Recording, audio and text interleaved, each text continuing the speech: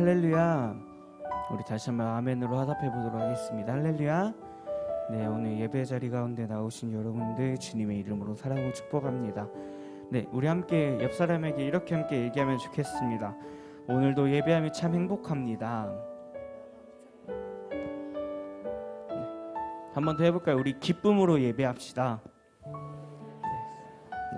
우리가 온전히 하나님을 기쁨으로 예배할 때 주님께서 그 예배를 기뻐 흠양하여 주시고, 또 우리가 정말 감사함으로 주 옆에 나아갈 때에 하나님께서 더욱더 큰 은혜를 우리에게 베풀어 주실 줄 믿습니다. 우리가 이 시간 그 마음 가지고 또 하나님을 소망하며 감사함으로 우리 함께 주님 앞에 나아가기 원합니다. 함께 기도하고 찬양하도록 하겠습니다.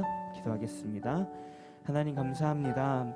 이 시간 우리를 주의 자리로, 주의 전으로 불러주시고, 일단 우리 각자의 자리에서 주님께서 부르신 그 자리 가운데서 우리가 예배하기를 원합니다.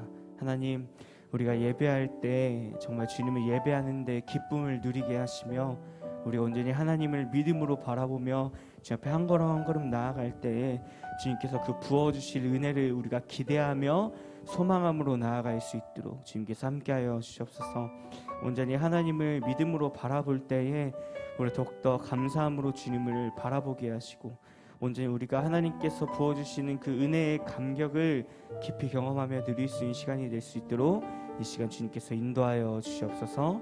감사드리며 예수님의 이름으로 함께 기도합니다. 네. 이 시간 처음 나눌 찬양은 행복이라는 찬양입니다.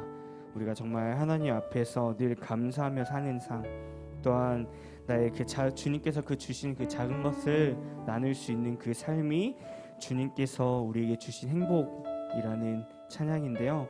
우리가 이 찬양을 함께 깊게 가사를 묵상하면서 함께 나누면 좋을 것 같습니다. 함께 찬양하겠습니다.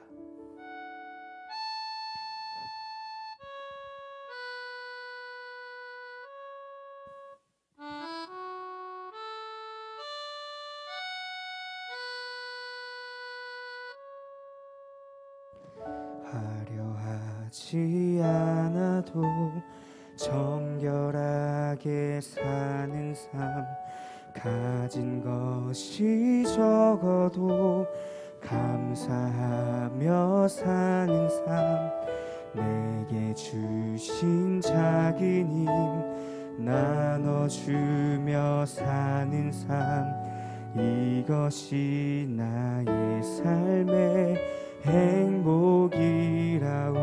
다시 한번 화려하지 않아도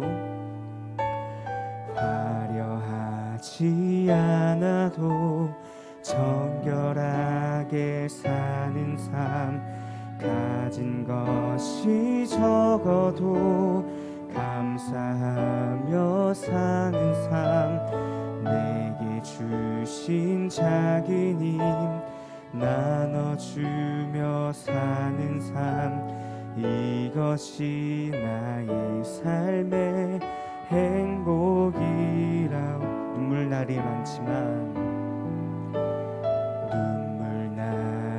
많지만 기도할 수 있는 것, 억울한 이 많으나 주를 위해 참는 것, 비록 작은 삶 주 뜻대로 사는 것, 이것이 나의 삶의 행복이라고. 이것이 행복이라고. 세상은 알 수 없는 하나님 선물, 이것이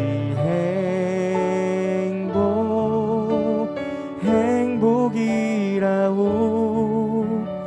하나님의 자녀로 살아가는 것, 이것이 행복이라고.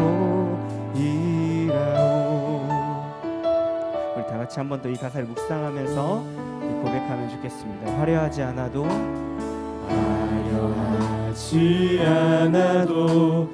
정결하게 사는 삶, 가진 것이 적어도 감사하며 사는 삶, 내게 주신 작은 힘 나눠주며 사는 삶, 이것이 나의 삶의 행복이라오.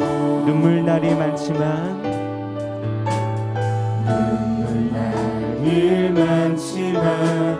기도할 수 있는 것, 억울한 일 많으나 주를 위해 참는 것, 비록 짧은 작은 삶 주 뜻대로 사는 것, 이것이 나의 삶의 행복이라. 이것이 행복, 이것이 행복, 행복이라오.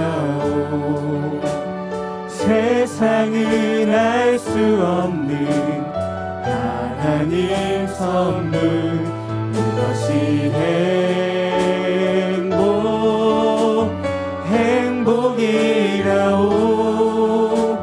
하나님의 자녀로 살아가는 것, 이것이 행복.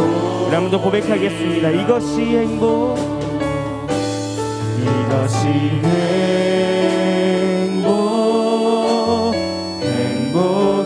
행복이라오. 세상은 알 수 없는 하나님 선물, 이것이 행복, 행복이라오. 하나님의 자녀로 살아가는 것, 이것이 행복. 우리 한 번 더 고백하겠습니다. 이것이 행복, 이것이 행복, 행복이라오. 세상은 알 수 없는 하나님 선물, 이것이 행복, 행복이라오. 하나님의 자녀로 살아가는 것, 이것이 행복이라. 이것이 행복, 이것이 행복, 행복이라오. 세상은 알 수 없는 하나님 선물, 이것이 행복, 행복이라오. 하나님의 자녀로 살아가는 것, 이것이 행복이라오. 우리 하나님께 영광의 박수 드리겠습니다. 아멘.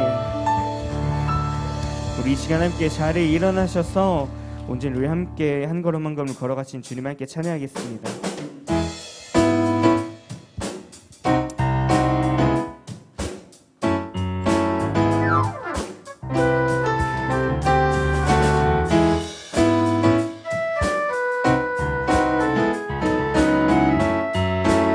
함께 찬양하겠습니다. 주와 같이, 주와 같이 길 가는 것 즐거운 일 아닌가.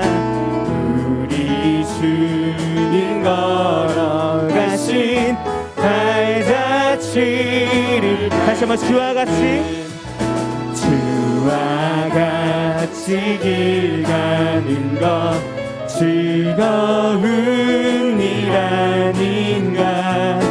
우리 주님 걸어가신 발자취, 한 걸음 한 걸음 한 걸음 한 걸음 주 예수와 함께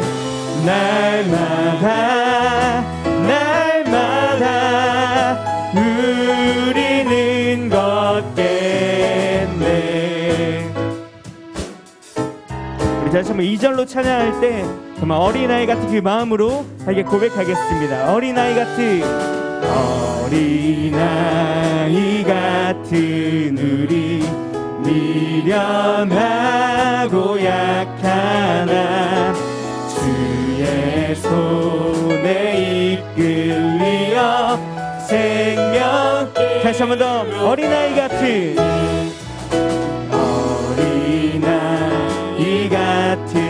우리 미련하고 약하나 주의 손에 이끌리어 생명길로 한 걸음 한 걸음 한 걸음 한 걸음 주 예수와 함께 날마다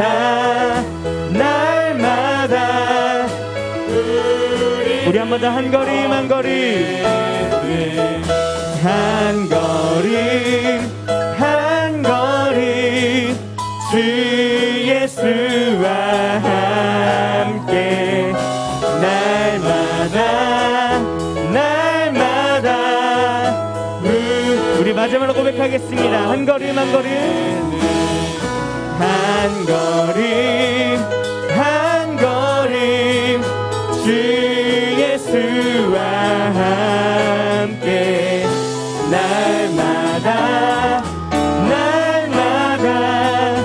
우리는 걷겠네.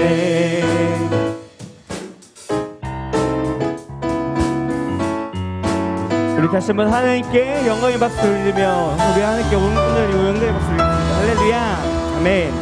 우리 시간 함께 다윗처럼 춤을 추면서 전심으로 주님을 즐겁게 찬양 듣겠습니다.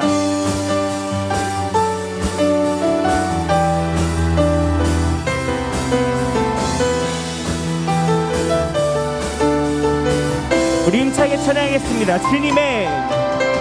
주님의 임재 앞에서 권능의 날개 아래서 그의 능하신 행동을 인하여 찬양해. 다시 한번 더.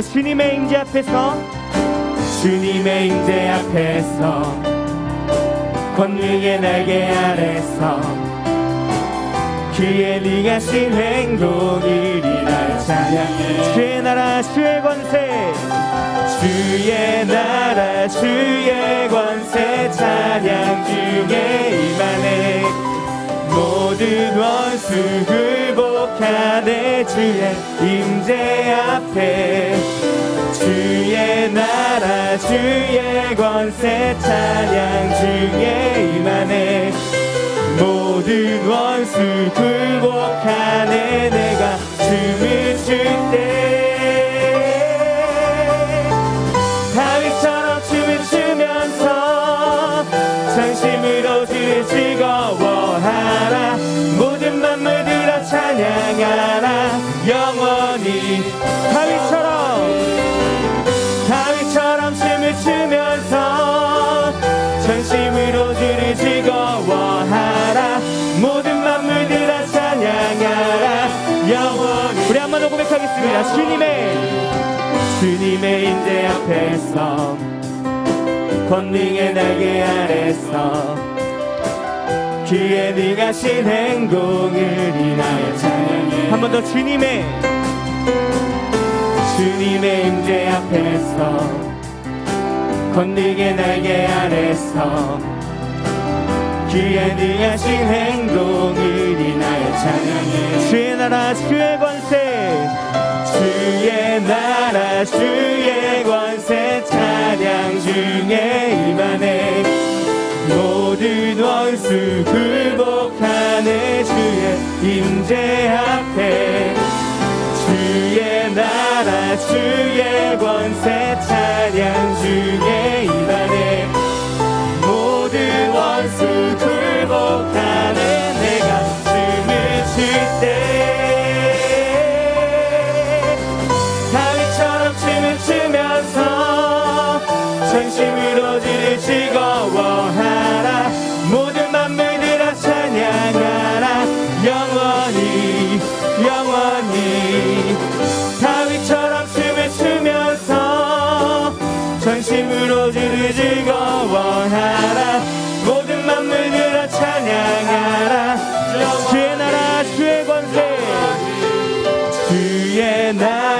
주의 권세 찬양 중에 임하네.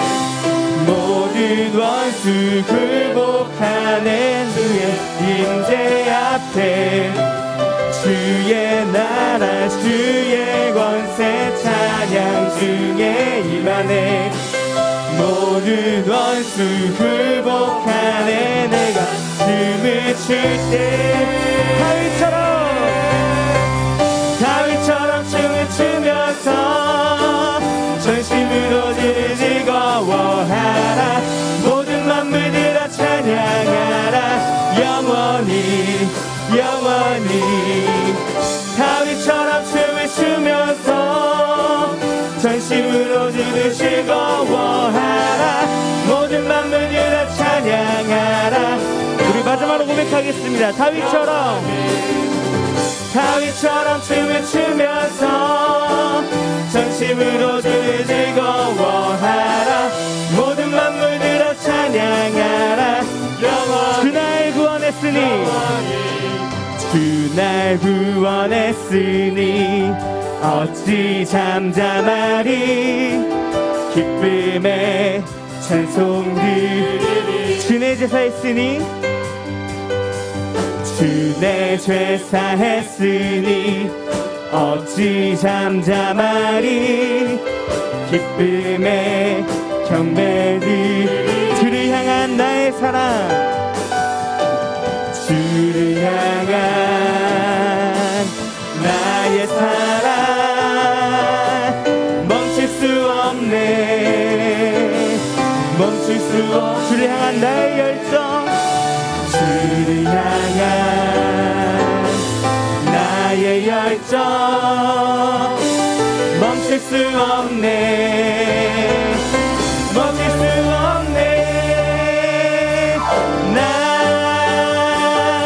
기쁨의 춤추리. 내 모든 슬픔 바꾸셨네. 나 기쁨의 춤추리. 내 모든 삶 주아. 우리 한 번 더 고백하겠습니다. 주날 구원했으니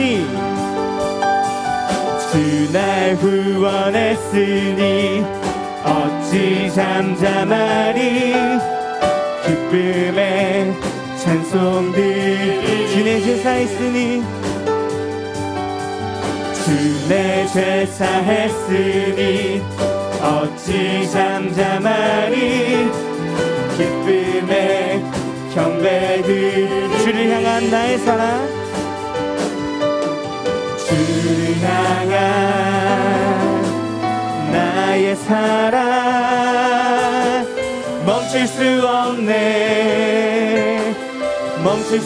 주를 향한 나의 열정 주를 향한 나의 열정 멈출 수 없네.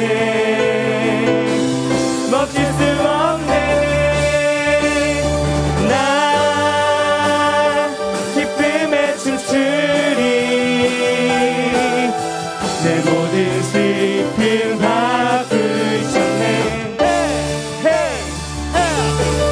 나 기쁨의 춤추리. 내 모든 삶 우리 마지막으로 고백하겠습니다. 나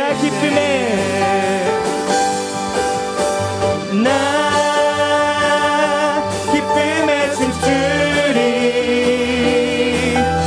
내 모든 슬픔 바꾸셨네. 나 기쁨의 춤추리. 내 모든 삶 주 안에. 우리의 모든 삶 주 안에 있음을 우리 하나님께서 영광의 박수로 고백하겠습니다. 할렐루야. 아멘. 우리 시간 마지막으로 다시 한번 행복이라는 찬양으로 이제 고백하며 나아갈 때에 우리 정말 방금 고백 드렸던 그 찬양의 기쁨을 다시 한번 하나님께 온전히 올려드리면 좋겠습니다.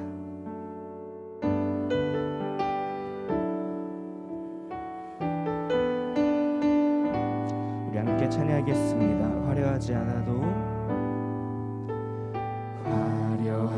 하지 않아도 정결하게 사는 삶, 가진 것이 적어도 감사하며 사는 삶, 내게 주신 작은 힘 나눠주며 사는 삶, 이것이 나의 삶의 행복이라.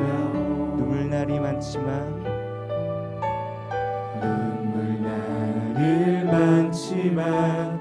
기도할 수 있는 것, 억울하니 많으나 주를 위해 참는 것, 비록 짧은 작은 삶 주 뜻대로 사는 것, 이것이 나의 삶의 행복이라오. 이것이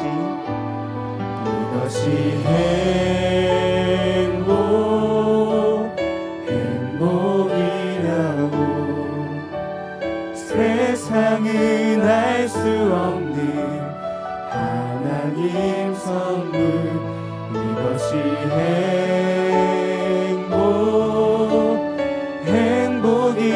행복이라오. 하나님의 자녀로 살아가는 것, 이것이 행복이라오. 우리 한번 더 고백하겠습니다. 화려하지 않아도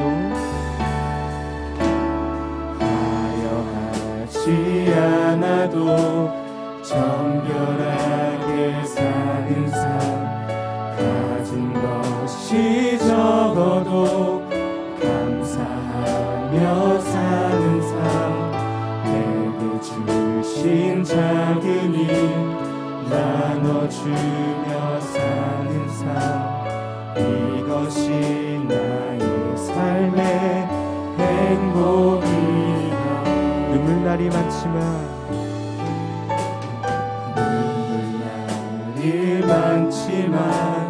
기도할 수 있는 것, 억울함이 많으나 주를 위해 참는 것, 내게 작은 작은 삶 주 뜻대로 사는 것, 이것이 나의 삶의 행복이라. 이것이 행복이라오.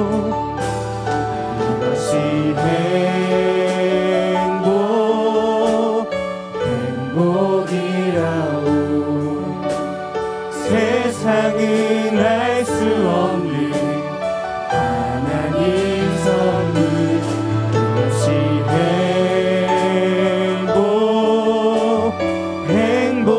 행복이라오.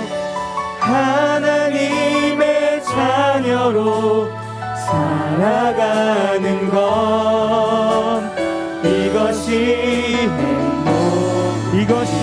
행복이라오.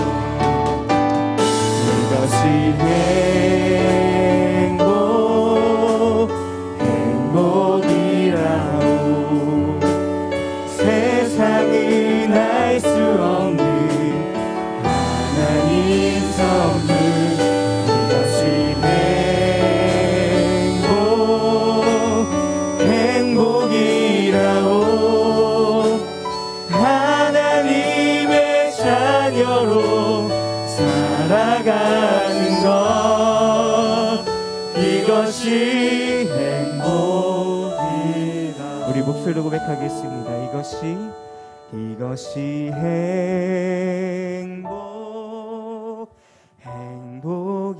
행복이라오. 세상은 알 수 없는 하나님 선물, 이것이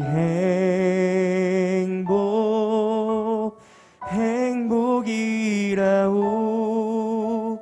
하나님의 자녀로 살아가는 것, 이것이 행복이라오. 반드시 함께 기도하겠습니다. 기도할 때 하나님, 그렇습니다. 정말 우리가 주님께서 그 주신 그 작은 선물, 바로 하나님의 자녀로 그 살아가는 것을, 우리가 그 기쁨을 누릴 수 있도록 이 시간 함께하여 주시옵소서. 우리에게 주님을 바라보며 주 옆에 한 걸음 한 걸음 나아갈 때 주의 자녀로 부르신 그 주님께 기쁨과 감사함으로 나아갈 수 있도록 이 시간 함께하여 주시옵소서. 우리 함께 이 기도 제목까지 기도하도록 하겠습니다. 아버지 주님, 이 시간 주님 앞에 고백하며 나아갑니다. 아버지 주님, 이 시간 함께하여 주시옵소서.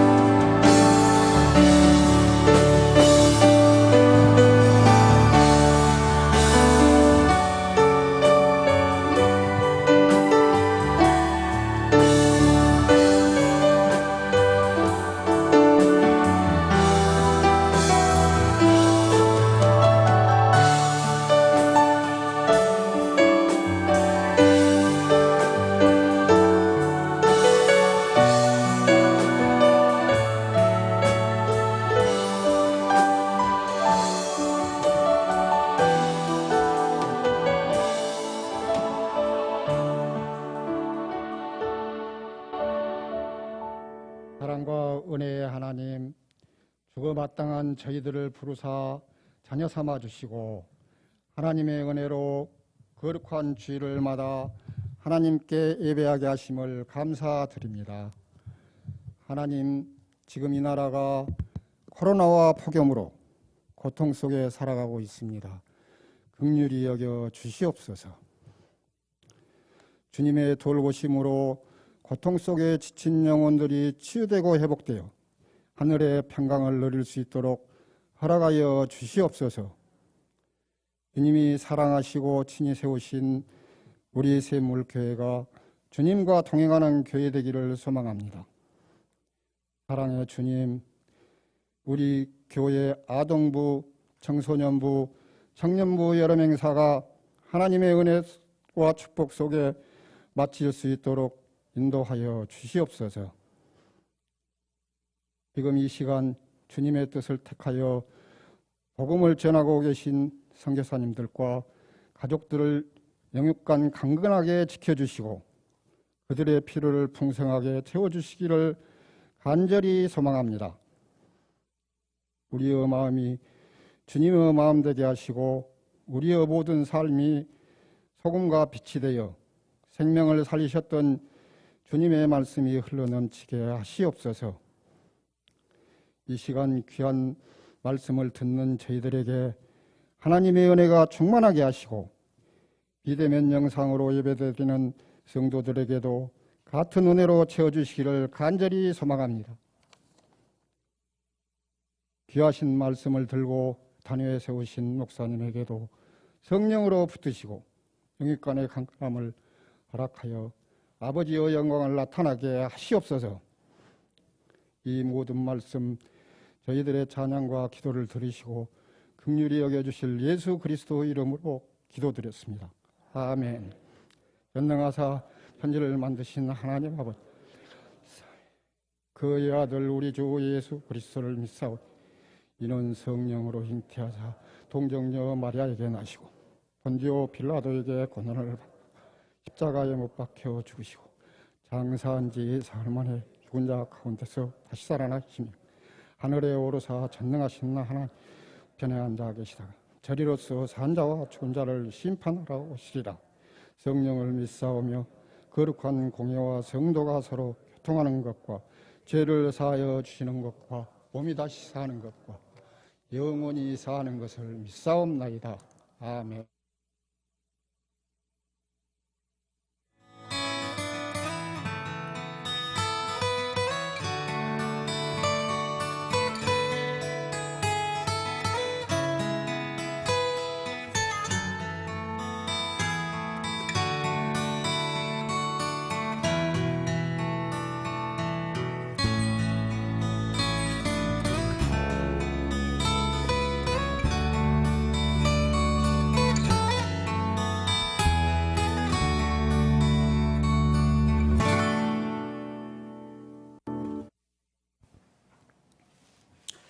할렐루야. 주의 이름으로 사랑하고 축복합니다. 우리 옆 사람과 인사 나눕니다. 만나서 감사합니다. 또 옆에 계셔서 감사합니다. 오늘은 빈자리가 많은 것 같습니다. 우리 가정에서 유튜브로 예배하시는 분들도 우리 가족끼리 그렇게 인사 나누시기를 바랍니다. 옆에 계셔서 감사합니다. 교회 소식입니다. 코로나가 우리 강주 지역에도 지금 많이 발생되고 있습니다. 여러분들 각별히 많이 조심하시기를 바랍니다. 이번 주 성경은 사무엘상과 사무엘하입니다. 그리고 여름 행사, 아동부, 청소년부, 청년부 여름 행사를 위해서 여러분들 많이 기도해 주시고 또 후원해 주시기를 부탁드립니다. 오늘은 또 윤영애 권사님께서 찰밥을 이렇게 준비하셨습니다. 맛있게 감사하며 드시기를 바랍니다. 우리 헌금 기도하겠습니다. 하나님 아버지 감사합니다. 이 시간 하나님 앞에 저들 예배하며 우리의 신앙과 정성을 다하여 예물을 드립니다. 주일 예물로 선교와 전도와 건축 예물로 드립니다. 12일을 구별하여 드립니다. 일천번제를 작정하며 매일매일 기도의 제목들을 놓고 기도하며 예물을 드립니다. 생일을 당하여서 감사하며 예물을 드립니다. 추도 예배를 드리며 예물을 드립니다. 아내의 수술을 지켜주시고 인도하여 주시며 치료해 주실 것을 믿고 또 예물을 드립니다. 또 여름 행사, 아동부, 청소년부, 청년부 후원금으로 또 예물을 드립니다. 하나님의 은혜에 감사해서 또 제목들을 놓고 하나님 앞에 예물을 드리는 모든 손길들 하나님이 영광 받으신 줄로 믿습니다. 하나님 아버지, 우리의 심령 안에 평안과 감사와 찬송이 넘칠 수 있도록 하늘의 은혜를 더하여 주시옵소서. 예수 이름으로 기도합니다. 아멘. 우리 성경 말씀 보겠습니다. 사도행전 18장입니다.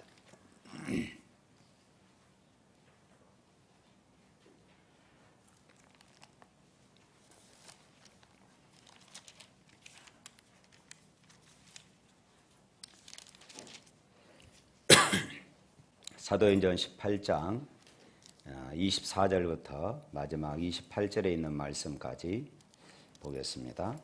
알렉산드리아에서 난 아볼로라 하는 유대인이 에베소에 이르니 이 사람은 언변이 좋고 성경에 능통한 자라. 그가 일찍이 주의 도를 배워 열심으로 예수에 관한 것을 자세히 말하며 가르치나 요한의 세례만 알 따름이라. 그가 회당에서 담대히 말하기 시작하거늘 브리스길라와 아굴라가 듣고 데려다가 하나님의 도를 더 정확하게 풀어 이르더라. 아볼로가 아가야로 건너가고자 하므로 형제들이 그를 격려하며 제자들에게 편지를 써 영접하라 하였더니 그가 감에 은혜로 말미암아 믿는 자에게 많은 유익을 주니 이는 성경으로서 예수는 그리스도라고 증언하여 공중 앞에서 힘있게 유대인의 말을 이김이러라. 아멘.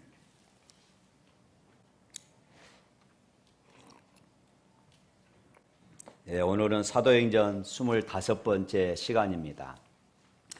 지난주 우리 2차 전도 여행 막바지에 고린도에서 사도 바울이 처음 사역을 시작했을 때만 해도 사도 바울에게는 많은 어려움이 있었습니다. 두려움, 또 낙심, 또 절망 이런 것들로 가득 차 있었습니다. 이곳에서도 과연 전도의 열매가 맺을까? 아니면 내가 또 다른 지역으로 가야 할 것인가 하는 이런 고민에 빠져 있을 때에 하나님은 뜻하지 않게 이 바울에게 동역자를 만나게 해주십니다. 그가 바로 아굴라와 브리스길라 부부였습니다. 이 아굴라와 브리스길라 부부는 이제 사도 바울을 만나고 사도 바울에게 1년 6개월 동안 양육과 훈련을 받게 되어지고 아굴라와 브리스길라 이 부부는 평생 바울 사역을 위해서 자신의 목숨을 내어 놓을 만큼 그렇게 헌신하고 충성스러운 그런 일꾼으로 변하게 되었습니다. 그리고 이제 바울과 함께 이들이 에베소로 건너오게 되어집니다. 그러면서 이제 2차 전도 여행이 마치고 3차 전도 여행이 시작이 되어지지요. 3차 전도 여행이 시작되올 즈음에 아굴라와 브리스길라 이 부부가 에베소에서 이제 이 아볼로라고 하는 이 사람을 만나게 되어집니다. 아볼로는 당시 애굽의 수도였고 정치, 문화, 학문의 세계적인 중심지였던 이 알렉산드리아 출신이라고 오늘 성경은 기록합니다. 우리 성지순례에 다녀오신 분들은 이 알렉산드리아를 다 다녀오셨을 것입니다. 이 알렉산드리아는 마케도니아의 알렉산더 대왕이 이집트를 점령하고 나서 자신의 공적과 헬라 문화의 우수성을 기념하기 위해서 기원전 332년에 도시를 건설하였습니다. 그리고 그곳에 자기 이름을 따서 알렉산드리아 이렇게 이름을 지었던 것입니다. 이 아볼로의 행적을 추적해 보면은 학문의 도시 이 알렉산드리아에서 헬라 문화와 그리고 히브리 문화를 익힌 배경에다가 오늘 말씀에 보니까 언변까지 뛰어났기 때문에 복음을 전하는데 아주 좋은 자질을 갖춘 유능한 그런 사역자였다, 유능한 사람이었다라고 볼 수 있습니다. 이런 시대의 정치, 문화, 경제의 배경 아래서 배우고 익힌 이 아볼로가 복음의 사명을 띠고 사역자로 이제 주후 53년경에 에베소로 건너오게 되어집니다. 고린도 전서에서 고린도 교회에 일어난 4개 분파가 있는데 바울파, 그리고 게바파, 이 게바는 베드로죠. 베드로파, 그리스도파, 그리고 하나가 아볼로파입니다. 그만큼 이 아볼로는 고린도 교회의 성도들에게 영향력이 있었던 그런 사람이었던 것이지요. 그뿐만이 아닙니다. 고린도 후서 10장 10절에 보면은 사도 바울을 비난하였던 이 고린도 교회 성도들 중에서 사도 바울의 설교가 시원치 않았다. 쉽게 말하면은 사도 바울의 설교가 별로였다 이것입니다. 고린도 후서 10장 10절에 이렇게 말합니다. 그들의 말이 그의 편지들은 무게가 있고 힘이 있으나 그가 몸으로 대할 때는 약하고 그 말도 시원치 않다 하니, 다시 말해서 바울 목사님은 편지를 쓰면은 그 편지가 얼마나 감동스러운지 말할 수가 없었어요. 그런데 이상하게 바울 목사님이 직접 와서 설교를 하면은 전혀 은혜가 안 된다는 것입니다. 아마 이런 비난을 들은 이유가 사실은 바울이 고린도 교회를 개척할 당시에는 그런 소리가 없었습니다. 그런데 이런 비난을 듣게 된 이유가 아볼로가 고린도에 와서 사역한 이후로 전에 바울 목사님이 참 설교를 잘한 줄 알았는데 아볼로 목사님의 설교를 들으니까 바울 목사님과 비교가 안 될 정도로 아볼로 목사님은 설교를 너무 잘한 것이었습니다. 그렇게 아볼로는 말을 아주 잘했던 것이에요. 말 주변이 아주 뛰어났습니다. 설교가 너무나 얼마나 은혜스러웠던지, 그래서 많은 사람들이 많은 고린도 교회 성도들이 아볼로 목사님에게 은혜를 받으니까 야, 나는 아볼로 목사님이 최고다 하면서 아볼로파가 생긴 것이에요. 사랑하는 성도 여러분, 고린도 교회는 누가 세웠어요? 바울이 세웠습니다. 바울이 1년 6개월 이상을 머물면서 주님의 특별한 간섭으로 그것을 세웠어요. 고린도 교회에 많은 어려움이 있었습니다. 많은 핍박이 있었어요. 바울이 눈물로 세운 교회가 이 고린도 교회였던 것입니다. 그렇게 양육받고 훈련받은 교인들 중에서 자기보다 오히려 아볼로를 더 지지하는 사람들이 있었다는 사실에서 사도 바울에게 있어서 굉장히 가슴 아픈 그런 일이었을 것입니다. 사도 바울은 아볼로라는 존재가 사실 어떻게 보면은 눈의 가시 같은 존재일 수도 있습니다. 그런데 놀라운 것은 사도 바울이 아볼로를 그렇게 경쟁 상대로 생각하지 않았다는 것입니다. 하나님께서 우리에게 허락하신 직임이 서로 다르고 은사가 다를 뿐이지 오직 하나님을 우리가 섬길 뿐이다. 바울은 언제나 이런 신앙을 가지고 있었습니다. 그래서 고린도전서 3장 6절부터 7절 말씀에 바울이 이렇게 말합니다. 한번 다 같이 한번 읽어볼까요? 시작. 나는 심었고 아볼로는 물을 주었으되 오직 하나님께서 자라게 하셨나니 그런즉 심는 이나 물 주는 일은 아무것도 아니로되 오직 자라나게 하시는 하나님뿐이니라. 할렐루야. 이제 이 말씀, 지난번 우리 고린도전서 설교 들을 때는 이 말씀이 무엇인가 잘 몰랐는데 이제 이 말씀을 오늘 사도행전 말씀을 보니까 바울이 그래서 이 말씀을 했구나. 바울은 아볼로가 경쟁자가 아니라 하나님이 보내주신 동역자다. 그래서 고린도 교회를 세운 자기는 심은 자로, 그리고 고린도 교회에 가서 목회했던 아볼로는 물을 주는 자로, 그러나 자라게 하시는 분은 하나님이시다. 바울이 이렇게 고백합니다. 또 고린도전서 4장 6절 7절 말씀에 보면 둘이 어떻게 협력하였는지 언급하고 있습니다. 형제들아, 내가 너희를 위하여 이 일에 나와 아볼로를 들어서 본을 보였으니 이는 너희로 하여금 기록된 말씀 밖으로 넘어가지 말라 하는 것을 우리에게서 배워 서로 대적하여 교만한 마음을 가지지 말게 하려 함이라. 바울 자신과 아볼로가 너희들에게 지금 말씀으로 본을 보였지 않느냐. 그래서 서로 대적하지 말아라, 그 말입니다. 고린도 교인들이 은사 문제로 서로 시기하고 다투는 상황에서 사도 바울은 자신과 아볼로 사이를 좀 보라고 그렇게 말하고 있는 것이에요. 우리는 경쟁 상대가 아니라 하나님 앞에서 그렇게 서로 다른 은사를 가지고 섬기는 하나님의 일꾼이다, 이 말입니다. 고린도 교회가 여러 가지 문제로 시끄럽고 해결되지 않으니까 이 아볼로 목사님이 감당할 수가 없어요. 그래서 고린도 교회를 사임하고 에베소로 가버립니다. 그때에 사도 바울이 이 고린도 교회를 생각하면서 고린도전서 16장 12절 말씀을 보면은 이 아볼로를 자기의 형제라고 말하면서 내가 고린도 교회에 다시 이 아볼로를 보낸다. 이 아볼로 목사님을 고린도 교회에 보내서 고린도의 이 문제들을 해결하도록 그렇게 추천하고 있는 모습을 기록하고 있습니다.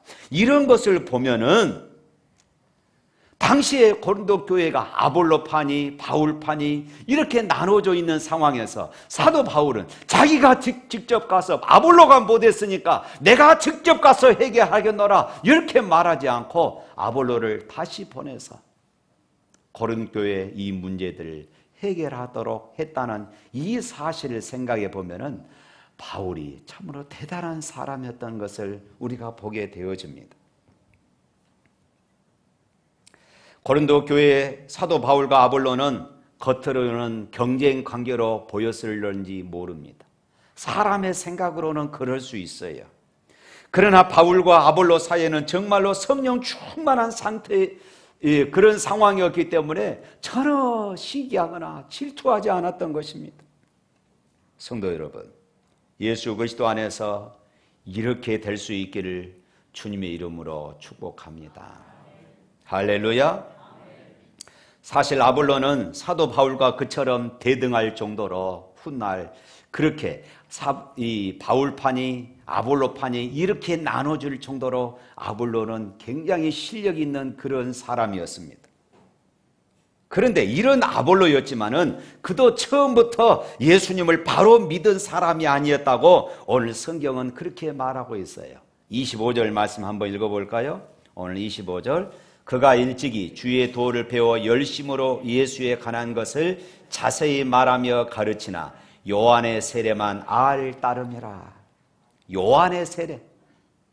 성경을 부지런히 가르치고 있지만은 예수님에 대해서는 정확하게 알지 못하고 요한의 세례까지만 가르쳤다. 이렇게 말합니다. 그러면은 예수님의 세례와 이 세례 요한의 세례가 어떻게 다를까요? 세례 요한은 예수님의 길을 예비한 사람입니다. 그런 물로 세례를 주었어요. 물로 세례를 받는다는 얘기는 나에게 씻어야 할 죄가 있다. 나는 구원이 필요한 사람이다 하는 것을 깨닫게 하는 것이었습니다. 여기에 대해서 예수님의 세례는 그렇지 않습니다. 예수님의 세례는 구원이 필요하다 하는 것을 깨닫게 하는 것이 아니라 구원을 받았다는 그런 증거입니다. 할렐루야. 하나님의 백성임을 확증하는 것이에요. 다른 말로 하면은 성령 세례를 받은 것입니다. 성령께서 내 안에 들어오시는 사건이에요. 할렐루야. 아볼로는 예수님을 이미 알고 있었지만은 온전히 예수님을 알지 못했던 것입니다. 아볼로의 메시지는 예수님의 존재와 세례 요한이 베푼 회개, 세례뿐이었던 것이지요.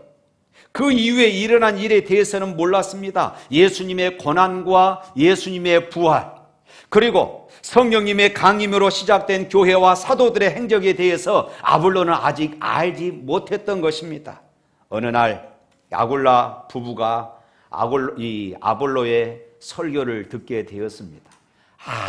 참 아볼로 설교를 잘하는데 무엇인가 한 가지 부족한 것을 알게 되었어요. 그런 열심히 예수님의 가르침을 전했지만은 무엇인가 빠져 있음을 발견한 것입니다. 아볼로는 하늘로부터 임재하시는 성령님의 임재와 성령님의 능력을 알지 못했습니다. 성령 세례에 대해서 알지 못했습니다. 그래서 아굴라 부부는 조용히 이 아볼로를 초청합니다. 그리고 가르쳐 주었어요. 아볼로는 아굴라와 브리스길라를 통해서 성령님의 임재와 성령님의 능력을 알게 되었고 깨달았습니다. 그리고 아볼로가 이제 아가야, 이제 고린도 지방으로 건너가게 되어집니다. 그때에 아굴라 부부가 추천서를 써서 아볼로를 고린도로 보내게 되어집니다. 고린도에 가서 이 아볼로가 설교 말씀을, 이 복음의 말씀을 전하게 되어져요. 28절 말씀 읽습니다. 이는 성경으로서 예수는 그리스도라고 증언하여 공중 앞에 힘있게 유대인의 말을 이김이러라. 아볼로가 원래 성경에 능통하고 언변에도 뛰어났었는데 성령의 역사가 함께함으로 많은 사람들 앞에서 예수는 그리스도임을 능력 있게 증거했던 것입니다. 그가 성경 박사로서 전했던 것이 아니라 그가 전했던 말씀의 권세가, 성령의 역사가 나타났던 것이에요. 그러니까 바울이 그곳에서 목회했을 때 그렇게 방해했던 사람들 앞에서 아볼로가 이 예수를 전하니까 아무도 대답하지 못할 정도, 반박할 수 없을 만큼 아볼로 목사님이 아주 멋지게 설교를 했던 것입니다. 사랑하는 성도 여러분, 예수님에 대하여 아는 것과 그리고 성령님의 능력으로 예수님을 믿는 것은 전혀 다른 차원의 이야기입니다. 우리는 십자가 복음을 잘 압니다. 하나님께서 자기의 형상대로 사람을 창조하셨습니다. 그러나 사단의 꼬임에 넘어가서 인간은 죄에 빠지고 말지요. 선악과를 따먹은 것입니다. 그래서 우리 인간은 죄의 종이 되었습니다. 죄의 덩어리입니다. 이제는 멸망받을 수밖에 없는 이런 존재가 되어버린 것입니다. 하나님께서 이런 인간을 구원하시기 위해서 어떻게 하셨습니까? 예수님을 구주로 이 세상에 보내주신 것입니다. 예수 그리스도는 십자가에서 모든 인간들의 죄를 다 짊어지고 속죄의 제물로 죽으셨습니다. 그리고 사흘 만에 부활하셨어요. 누구든지 예수님을 믿으면 죄 사함을 받고 하나님의 자녀가 되고 천국 백성이 되어집니다. 믿으시기를 축원합니다. 할렐루야. 바로 이것이 복음의 요약이에요. 그러나 문제는 이러한 복음을 다 알고 믿지만은 삶이 변화되지 못한 그리스도인들이 참 많습니다. 십자가 감동도 알고 십자가 은혜도 알지만은 삶의 변화가 없는 것입니다. 이런 그리스도인들이 많아요. 고린도전서 1장 18절 말씀 다 같이 한번 읽어보도록 하겠습니다. 십자가의 도가 멸망하는 자들에게는 미련한 것이요 구원받는 우리에게는 하나님의 능력이라.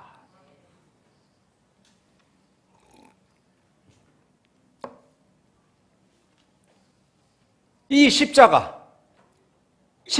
도가 멸망하는 자들에게는 미련하게 보이지만은 구원받은 하나님의 백성들에게는 하나님의 능력이다, 이렇게 말씀하고 있어요.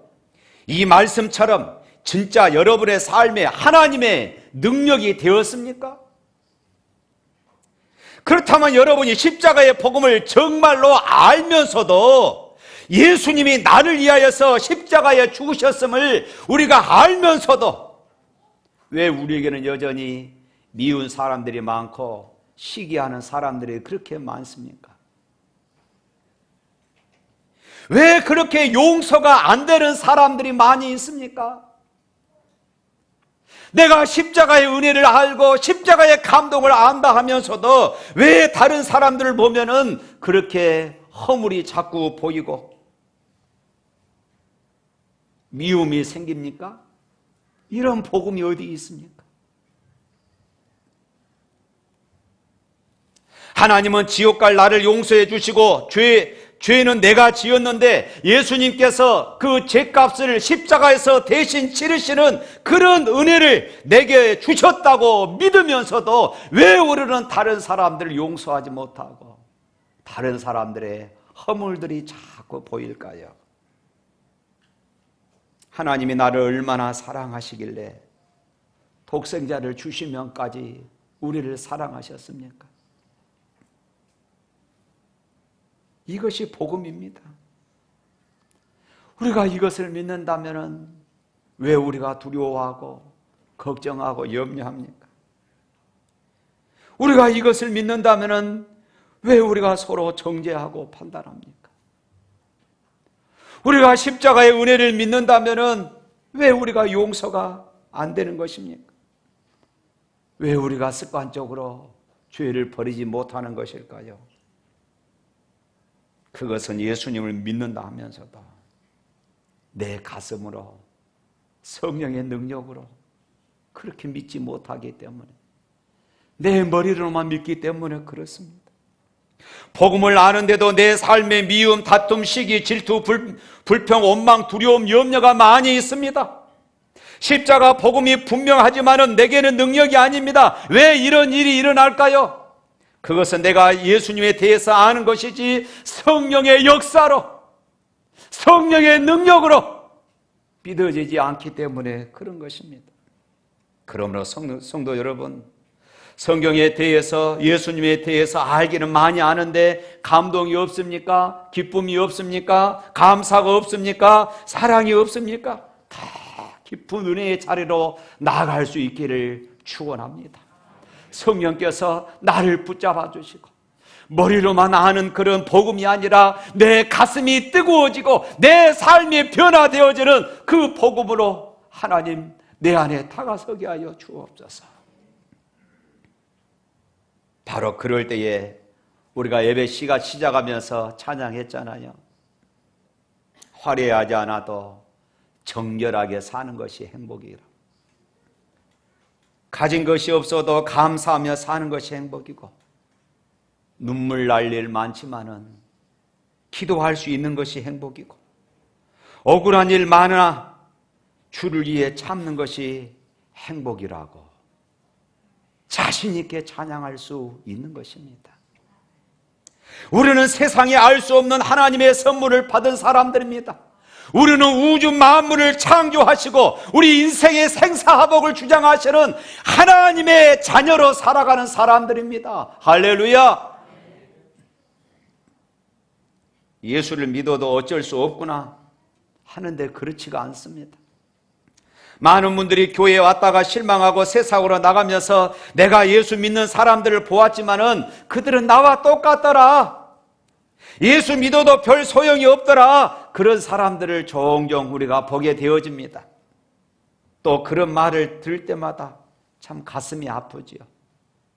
왜 우리가 복음을 가지고 있으면서, 십자가를 가지고 있으면서 이런 소리를 들어야 할까? 그러나 여러분, 예수를 믿어도 별 소용이 없는 것이 아닙니다. 예수님에 대해서 우리가 듣고 아는 정도로 그치니까 능력이 없는 것입니다. 그런 소리를 우리가 듣게 되는 것이에요. 성령의 역사로 주님을 더 알고 주님과 인격적인 교제가 되는 단계로 들어가면은 변하지 않을 사람이 없는 것이에요. 성경에 분명히 그렇게 기록되어 있지만은 그것이 내 삶의 답이고 기쁨이 되지 못했습니다. 그러나 성령께서 내 심령을 만지시고 성령께서 내 안에 역사하시면은 말씀이 달라집니다. 말씀이 살아있는 말씀이요 진리요 이제는 실제 체험이 되어지는 줄로 믿습니다. 제자들도 사실 성령 받기 전에는 예수님의 말씀을 들어도 제대로 알아듣지 못하였습니다.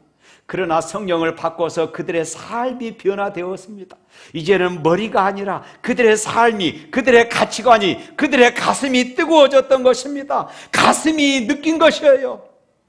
그리고 예배 중에, 찬양 중에, 기도 중에 나도 알 수 없는 눈물이 흐르는 것입니다. 사랑하는 성도 여러분, 그렇다면 우리가 어떻게 하면 이런 은혜를 누릴 수 있을까요? 어떻게 하면 우리가 이런 성령 충만함을 받을 수 있을까요? 오늘 아볼로를 보십시오. 아볼로는 겸손히 하나님의 말씀에 반응합니다. 오늘 본문에 보면은 아볼로는 참 대단한 사람이었습니다. 아까 말씀드렸던 것처럼 성경 박사라 할 정도로 그렇게 위대한 사람이었습니다. 그런데요, 오늘 말씀에 보면은 그러지요. 아굴라와 브리스길라 이 부부가 아볼로 설교를 듣고 무엇인가 빠져 있음을 깨닫고 아볼로를 조용히 초청을 합니다. 그리고 가르쳐줘요. 그가 깨닫지 못한 것을 가르쳐줍니다. 아볼로는 당대의 대학자요 철학자요 웅변가였습니다. 아볼로는 공부를 많이 해서 많이 알았습니다. 그런데요, 당시에 이 브리스길라와 아굴라 부부는 직업이 뭐였습니까? 천막 만드는 사람입니다. 천막 장사꾼이었습니다. 지금 이들에게 하나님의 도에 대해서, 복음의 비밀에 대해서 배우고 있는 것이에요. 이 점이 바로 아볼로의 위대한 점이었습니다. 만일 아볼로에게 이 같은 배우려는 겸손함이 없었다면 그런 복음의 진수를 깨달을 수 없었을 것입니다. 그러나 겸손히 배우고 깨닫고 나니까 아볼로는 그 사역이 완전히 바꾸어진 것입니다.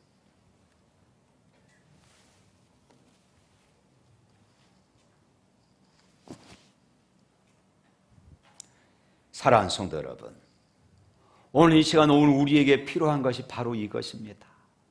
언제나 하나님의 말씀 앞에 겸손하는 것입니다. 자신을 정직하게 보는 것이에요.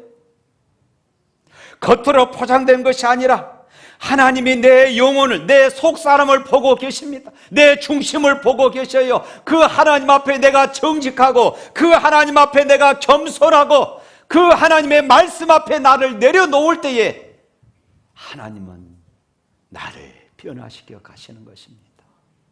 내 안에 역사에 가시는 것이에요.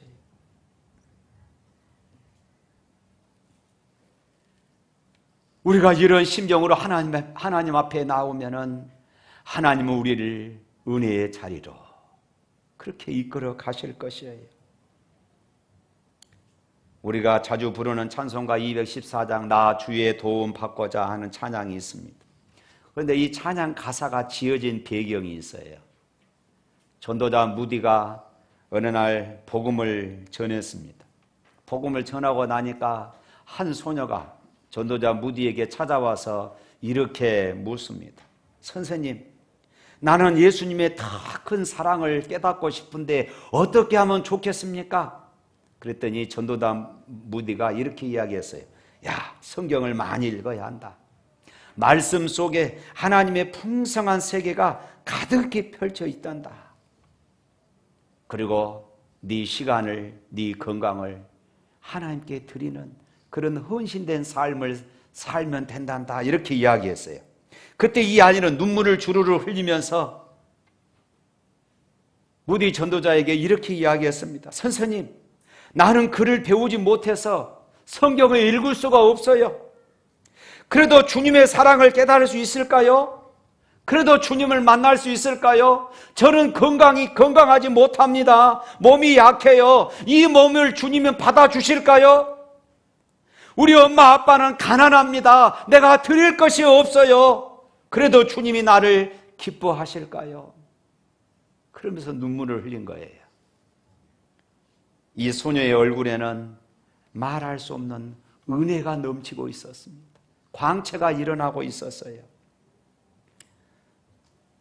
그 순간 주변에서 함께 이 모습을 지켜봤던 성도들이 그 자리에서 무릎을 꿇고 이 소녀를 끌어안고 기도했습니다.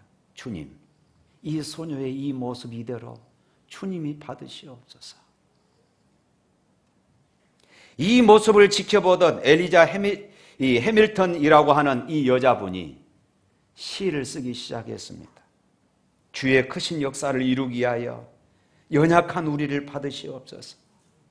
우리가 약하면 약한 대로, 모자라면 모자란 대로, 못난 모습 그대로 주여 받아 주옵소서. 시간이 흘러서 생키라고 하는 이 사람이 이 시를 읽게 되고, 이분이 이 시를 읽으면서 마음에 말할 수 없는 뜨거운 감동을 느끼게 되었습니다. 그래서 그 자리에서 작곡을 하게 되어서 우리가 부르는 그 찬양이 나오게 된 것입니다. 내 모습 이대로 주 받으옵소서. 날 위해 돌아가신 주 날 받으옵소서.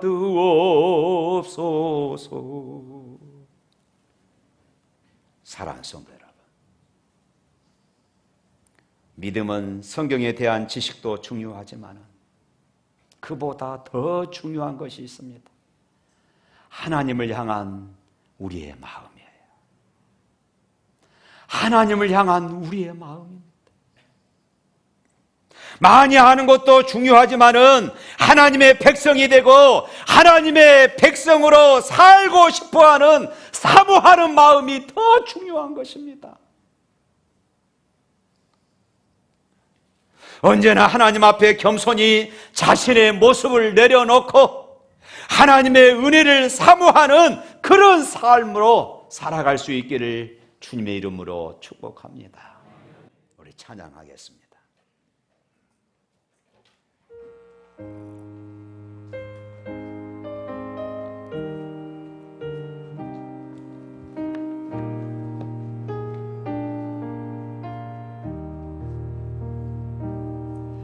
나 주의 도움 받고자 날 주님께 빕니다. 그 걸어라 가시사 날 받아 주소서. 내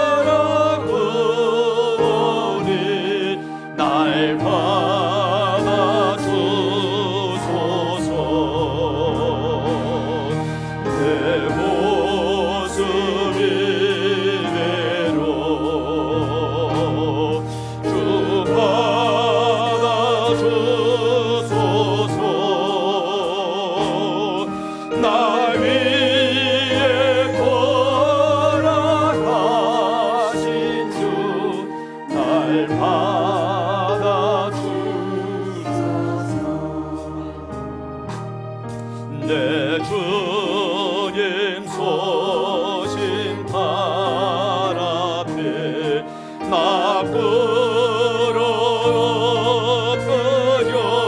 끌어들였으니 그 크신 역사 이루게 날 받아주소서.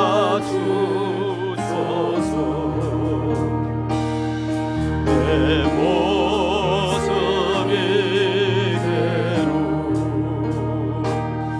주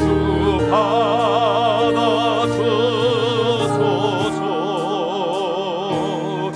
날 위해 돌아가신 주 날 받아주소서.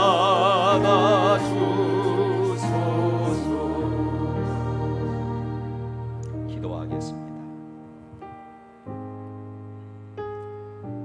하나님 아버지, 우리는 언제나 연약합니다. 십자가의 그 큰 사랑을 알고 그 사랑 때문에 감동하며 눈물을 흘리면서도 여전히 우리는 연약하여 또 넘어집니다. 시기하고 낙심하며 용서하지 못한 미움들이 자리 잡습니다. 하나님, 우리를 용서하여 주시옵소서. 하나님, 우리의 이 모습 그대로 받아주시고 다시 한번 십자가의 감동으로 일어서는 저희들 되게 하여 주시옵소서. 우리의 육신이 때로는 병들고 연약합니다.